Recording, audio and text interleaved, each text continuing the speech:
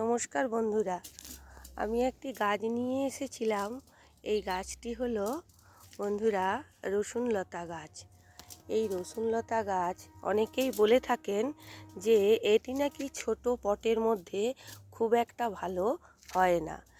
যখন আমি দেখেছিলাম যে এরকম হয় না, তাহলে আমার মনটা একটু খারাপ খারাপ হয়েছিল। কিন্তু দেখুন, এই একটি ছোট্ট পটের মধ্যে মানে 10 ইঞ্চি সম্ভবত, আমি মেপে দেখিনি, 10 ইঞ্চি পট। এই পটের মধ্যে আমি এটিকে রেখেছি। দেখুন কত কুঁড়ি এসছে, ডগা অবধি কুঁড়ি এসেছে। গাছটি এমন কিছু ঝাঁকড়া নয়, অথচ দেখুন কত সুন্দরভাবে এর কুঁড়ি এসেছে। তাহলে আমরা ছাদ বাগানে যদি এই এতগুলো ফুলই পাই, সেটিই আমাদের পক্ষে যথেষ্ট হয়। আর আমরা তো এইটিকে বড় যেগুলো ভাইন অর্থে গেটের সামনে করার মতো আমাদের সুযোগ নেই।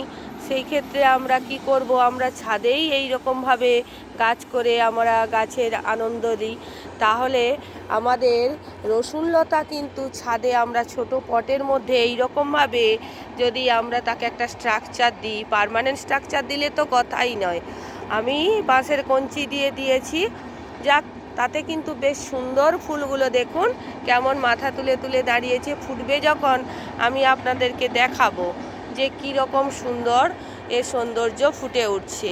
তাই আপনারাও পারলে একটি রসুন লতা আপনার বাগানে আনতেই পারেন। যদিও এই প্রথম আমি এই বাগানে করেছি, তবে একটা জিনিস কি, এই ফুল ভগবানের চরণে দেওয়া হয়তো যাবে না, কারণ রসুনকে আমরা আমিষ জাতীয় বলি। আর এর মধ্যেও কিন্তু একটা রসুনের কটু গন্ধ রয়েছে। তাই ভগবানের চরণে আমরা সুগন্ধি ফুল দিই সাধারণত। এরকম কটু গন্ধযুক্ত ফুল তো আমরা দিই না। তাই শুধু বাগানের সৌন্দর্য বৃদ্ধি করার জন্য, নিজের মনকে ভালো রাখার জন্য এই ফুল গাছ আপনারা আপনাদের ছাদে করতেই পারেন। কেমন লাগলো ভিডিওটি জানাবেন। যদি ভালো লেগে থাকে চ্যানেলটিকে সাবস্ক্রাইব করতে, লাইক করতে, কমেন্ট করতে ভুলবেন না। সবাই ভালো থাকবেন এই শীতে। নমস্কার।